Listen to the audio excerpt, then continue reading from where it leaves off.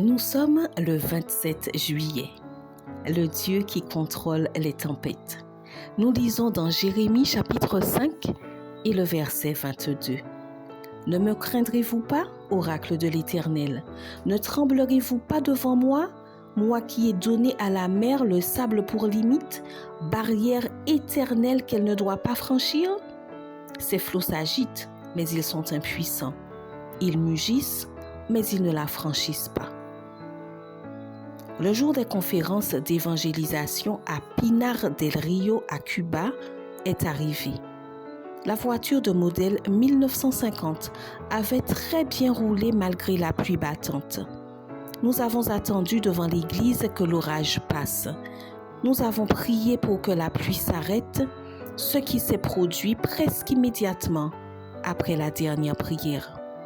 L'électricité avait été interrompue et seul était arrivé le responsable du son qui nous a suggéré d'annuler.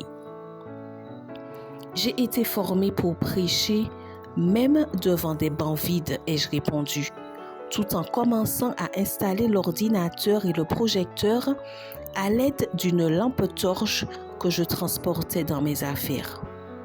Lorsque j'ai terminé, j'ai pointé ma torche vers la lampe principale de l'église et j'ai dit à haute voix: « Père éternel, tout est prêt.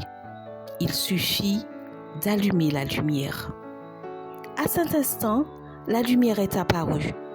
Je me suis agenouillée avec ceux qui arrivaient et nous avons adoré le Dieu des miracles.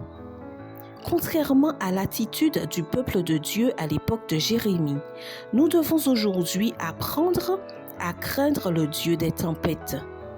Ils ne disent pas dans leur cœur « Craignons l'Éternel notre Dieu, qui donne la pluie en son temps, la pluie de la première et de l'arrière-saison, et qui nous réserve des semaines destinées à la moisson. » Les Juifs avaient perdu tout respect pour le Dieu Tout-Puissant. Le chapitre 5 de Jérémie décrit l'entêtement, l'hypocrisie et la désobéissance flagrante de la nation. La dégradante corruption gouvernementale et ecclésiastique a remplacé la culture du vrai Dieu. Leur comportement s'est tellement bestialisé que Jérémie a fait une comparaison.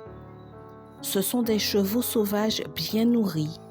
Ils hennissent chacun après la femme de son prochain. Ils avaient tant insisté pour agir comme les peuples païens qu'ils servaient les païens en pays idolâtre. Les chefs religieux conduisaient au péché. Représentez dignement Dieu dans votre communauté et réussissez là où cette nation a échoué. Nous avons été créés pour adorer l'Éternel qui nous a laissé un vide qui ne peut être rempli que par lui et pour lui. Mais, en vue de l'adoration, Satan insiste pour remplir ce vide de peur et se l'approprie comme un culte pour sa majesté satanique. Nous errons entre deux peurs. Soit nous tremblons avec révérence en présence de Dieu, soit notre vie sera remplie de n'importe quelle peur. Révérence au Dieu qui fixe des limites à la mer et contrôle la violence des abîmes. Bonne journée et que Dieu te bénisse.